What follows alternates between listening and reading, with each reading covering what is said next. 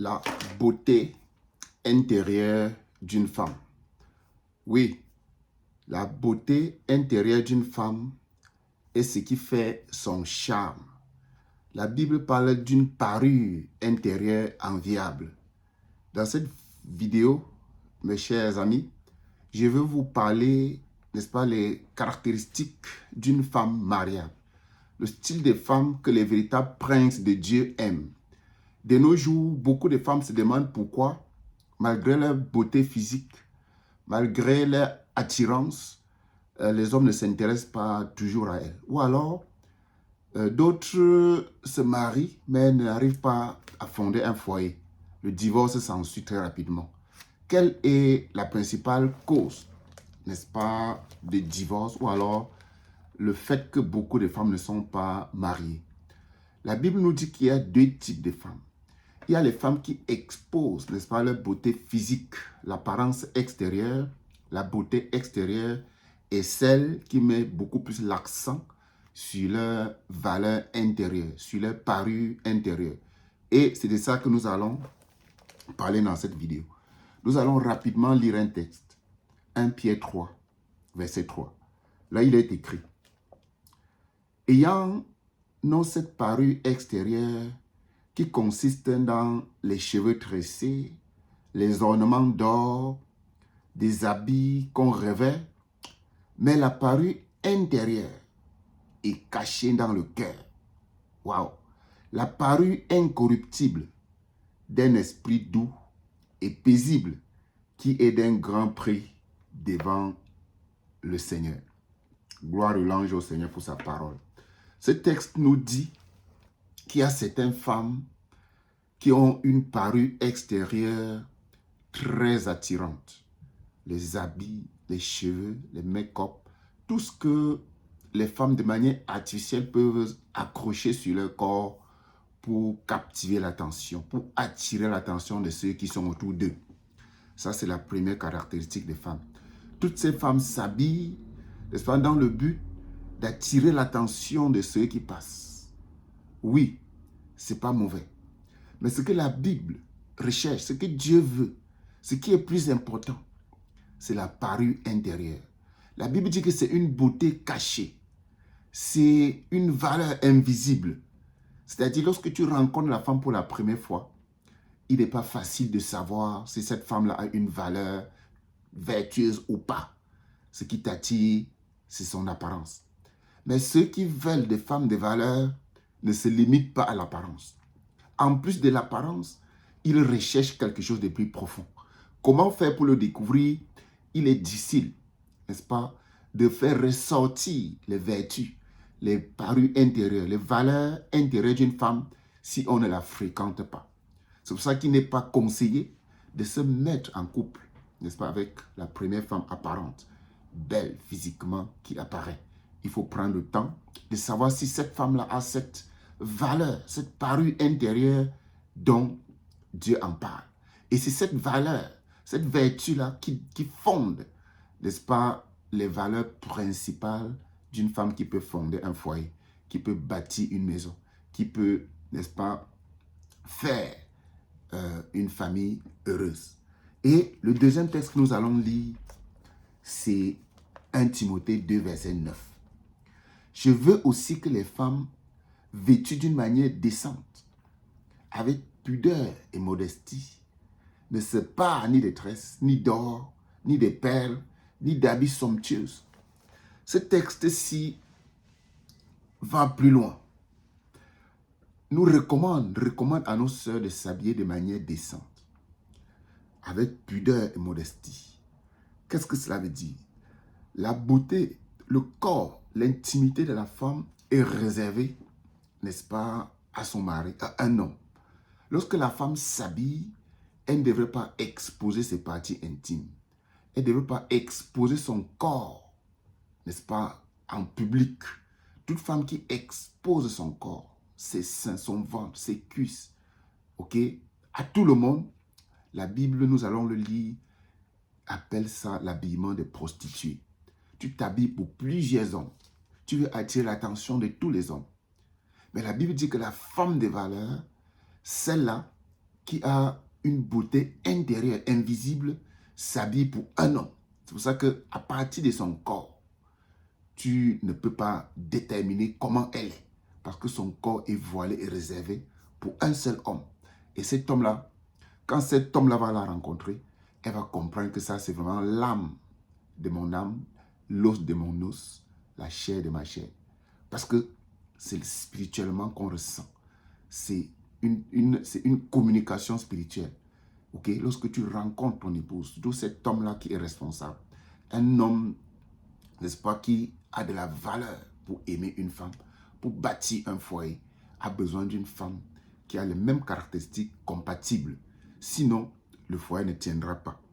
Donc, dans ce texte, la Bible recommande, nous fait comprendre que lorsque vous voyez une femme qui attire par son apparence, dans la majorité des cas, ce sont des mauvaises femmes. La bonne femme, par son habillement, un habillement décent, elle s'habille avec pudeur et modestie. Elle couvre toutes les parties de son corps, parties intimes de son corps. Et puis, c'est pas, n'est-ce pas, c'est sa beauté intérieure qu'elle attire l'homme. C'est pas sa manière de parler, pas sa manière de respecter les hommes, pas sa manière de travailler, okay, de prendre position et d'ordonner autre chose autour d'elle et captive l'attention des hommes. Alors, que dit Proverbe 7, verset 10? Et voici, il fut abordé par une femme ayant la mise d'une prostituée et la ruse dans le cœur. Voyez-vous, il y a beaucoup de femmes, à partir de leur habillement, vous ressentez que ça, c'est une prostituée. C'est quoi une prostituée? C'est une personne dont l'habillement en dit long. Lorsqu'elle s'habille, c'est pour attirer le regard de tous les hommes. Quand une prostituée s'habille, chaque homme, n'est-ce pas, qui est à la quête, n'est-ce pas, d'une femme pour satisfaire sa libido, pour satisfaire ses pulsions sexuelles. Les hommes voyous, les hommes irresponsables, les hommes, n'est-ce pas, qui aiment les femmes à tout vent, tombent facilement sur ce genre de femmes parce que ces femmes-là s'habillent pour attirer l'attention des hommes, n'est-ce pas, parce qu'elle a un but à atteindre. Elle veut utiliser son corps comme un objet de commerce, comme une marchandise. Elle veut échanger son corps contre l'argent ou contre d'autres services. Ça, ce sont les attitudes propres aux prostituées. Si tu es une sœur en Christ, ma chère amie, sache que tu n'es pas fait pour mener une telle vie. Dieu ne t'a pas créé pour que tu t'habilles de la sorte. Ton habillement, ta beauté physique, ton apparence et les bijoux, les types de coiffures que tu fais, c'est pas sur ça qu'il faut mettre l'accent pour toucher le cœur de l'homme. Tu peux le faire, mais il ne faut pas que tu penses que c'est ça. Les véritables fils de Dieu ne se limitent pas à ça. Alors, Proverbe 31, verset 30 dit, « La grâce est trompeuse et la beauté est vaine. La femme qui craint l'Éternel est celle qui sera louée. » Oui, mes chers amis, c'est quoi la beauté intérieure d'une femme? Une femme qui a une parure intérieure, a un comportement vertueux. La Bible nous dit ici qu'elle craint l'Éternel. C'est une femme qui hait le mal. C'est une femme qui aime ses enfants. Elle aime son mari. C'est une femme travailleuse. C'est une femme ordonnée, disciplinée dans sa maison. C'est une femme par son caractère, par sa manière de parler, n'est-ce pas? Elle parle de manière pacifique. Elle parle, elle tient des langages avec des paroles douces. Elle n'utilise pas les paroles dures. Elle est respectueuse. Elle recherche le bien de tous ceux qui sont autour d'elle. Par son caractère, n'est-ce pas, elle réussit à influencer le comportement de plusieurs. Il est difficile que tu sois une personne honnête, une personne qui recherche une femme sérieuse. Quand tu tombes sur ce genre de femme, tu es servi, tu es satisfait. Parce que par son comportement, par sa manière de se soumettre, de respecter, il faut constater qu'elle n'offre pas seulement la parure extérieure, elle n'offre pas seulement, n'est-ce pas, l'apparence extérieure, mais beaucoup plus ses valeurs intrinsèques. C'est ce qu'on appelle la beauté intérieure.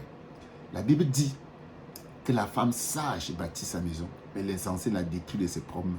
Oui, toutes les femmes sages sont les femmes qui ont des valeurs intrinsèques assez développées. Elles ont des parures intérieures. Elles ont un côté vertueux assez développé. Malheureusement, ce côté-là n'est pas souvent visible. Il faut prendre du temps avec ces femmes pour les connaître, pour apprécier leurs valeurs qu'on ne voit pas à l'œil nu, mais qu'on ressent au fur et à mesure que vous la côtoyez.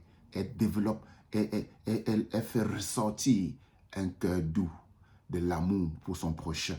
Elle a un plan, n'est-ce pas, de travail établi. Elle se réveille tôt, elle travaille pour sa famille, elle travaille pour sa vie. Elle ne pense pas que son corps est un objet de commerce qu'il faut échanger pour avoir de l'argent. Non, elle sait que Dieu a dit lui-même que nous devons manger notre pain à la sueur de notre front. Il faut travailler pour manger son pain. Il faut travailler pour gagner la confiance de ceux qui sont autour de nous et non les escroquer par l'allure et l'esprit de la prostitution. Oui, la Bible nous recommande dans Proverbe 21, le verset 4 et 9, de fuir les femmes querelleuses, les femmes irritables. Dans la majorité des cas, les femmes, n'est-ce pas, qui vous attirent par leur apparence physique, qui utilisent les habits, les décorations extérieures pour attirer l'homme, sont des femmes querelleuses. Ce sont des femmes qui ne peuvent pas bâtir un foyer parce qu'elles ont l'allure d'une prostituée. Elles ont la ruse dans leur cœur. C'est ce que la Bible dit. Oui, ma soeur, une des raisons pour lesquelles probablement tu n'es pas encore marié, c'est parce que tu as mis l'accent sur la parure extérieure. Tu as mis l'accent sur ton apparence. Les véritables fils de Dieu comme moi, ce n'est pas ce que nous recherchons. Nous voulons voir ce qui est à l'intérieur, n'est-ce pas, de cette parure extérieure. Ce qui est à l'extérieur nous attire à 10%. Et 90 autres pourcents, c'est vraiment ton cœur. C'est tes valeurs intrinsèques, ta valeur cachée qu'on ne voit pas. Mais lorsque nous vous côtoyons, vous faites ressortir cela. Et ça nous attire vers vous. Ou alors, ça nous éloigne vers vous. Donc, si tu veux, ma chère sœur, si tu sais que ton apparence extérieure, tu as tellement mis l'accent là-dessus et ça n'a rien produit jusqu'aujourd'hui, il faut changer la tendance. Mets beaucoup plus l'accent sur tes qualités intérieures. Sois une femme vertueuse. Cette femme-là qui fait du bien, qui travaille, qui se lève tôt, qui planifie. Lorsqu'on te voit, on sait que tu es une femme qui est engagée à accompagner un homme dans son projet. Pourquoi? Parce que la véritable femme doit être le bonheur de l'homme.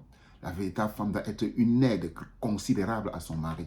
Mais si l'homme comprend que tu ne seras pas cette aide, tu seras plutôt une source de chagrin, une source de douleur, ok, il va s'éloigner de toi. Et la Bible lui a donné raison. La Bible dit, mieux vaut habiter dans le coin d'une rue, dans une zone désertique, que de partager sa maison avec des femmes irritables et querelleuses. Alors, mon cher ami, que la grâce et la faveur de Dieu soient multipliées. Et je prie que le Seigneur te donne, toi qui m'écoutes, ma soeur, que tu comprennes que si tu es marié, c'est ce que tu dois faire. Il faut que tu attires, n'est-ce pas, ton mari, ceux qui sont dans ta maison, par tes valeurs internes, par tes valeurs intrinsèques, par ta beauté intérieure et non pas ta beauté physique. La beauté physique est éphémère, elle est passagère, elle ne compte pas pour grand-chose, mais ce sont des valeurs invisibles, n'est-ce pas? L'état de ton cœur que nous, les véritables fils de Dieu, nous recherchons.